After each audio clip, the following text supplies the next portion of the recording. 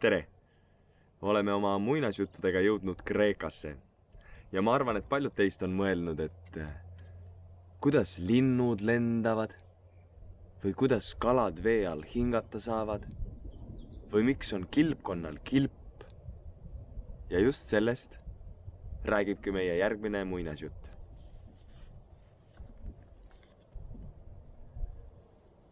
Vägev jumal Zeus oli kõigi Kreeka jumalate valitseja.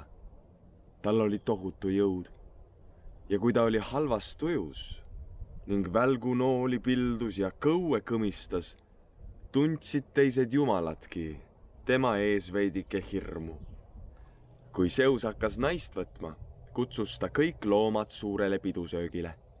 Tähtis päev jõudis kätte ja loomad asusidki teele.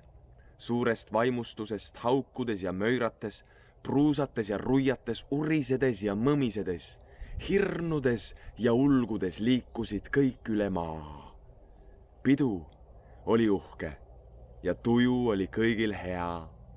Terve päev sõid nad head ja paremat nii palju kui jaksasid. Zeus vaatas loomi ja muheles rahulolevalt. Korraga läks tal aga kulm kortsu. Kus kilpkonn on? Küsis ta Heralt. Miks teda siin ei ole? Kuna Hera, Zeusi pruut, oli jumalanna, nägi ta kohe, et kilpkonna teiste hulgas ei ole.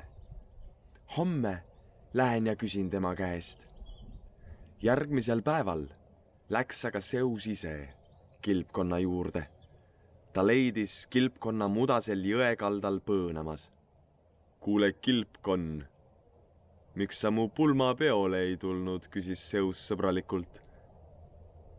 Kilpkonn ei lausunud musta ega valget. Püüdis vaid lehe alla pugeda. Miks sa mu pulmapeole ei tulnud, kilpkonn? Vasta, kui sinult küsitakse, põrutas Zeus nõudlikult. Kilpkonn tõstis pead ja vastas peenikese hirmunud häälega.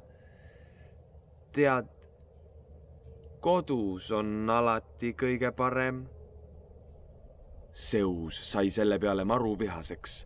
Tema hääl kõmises nii valjusti, et linnud ehmunult kriisates ja kiljudes läbi metsa lendu laperdasid. Ah, või nii on lood, et kodus on kõige parem. Hästi, siis pead sa nüüdsest alates kodu endaga alati kaasas tassima. Seda lausunud kadus Zeus pimestava välgusähvatuse ja kõmiseva kõuemürina saatel vaesel kilpkonnal silmist. Äkitselt tundis aga kilpkonn, kuidas midagi rasket talle selga vajub. See oli suur kõva kilp, mis kattis ta üleni. Kui kilpkonn minema sibas, paistsid kilbi alt vaid tema 4 kõverat jalga ja pea. Tollest päevast peale kannavad kogu maailma kõik kilpkonnad oma kodusid alati kaasas. Kohtumiseni juba homme.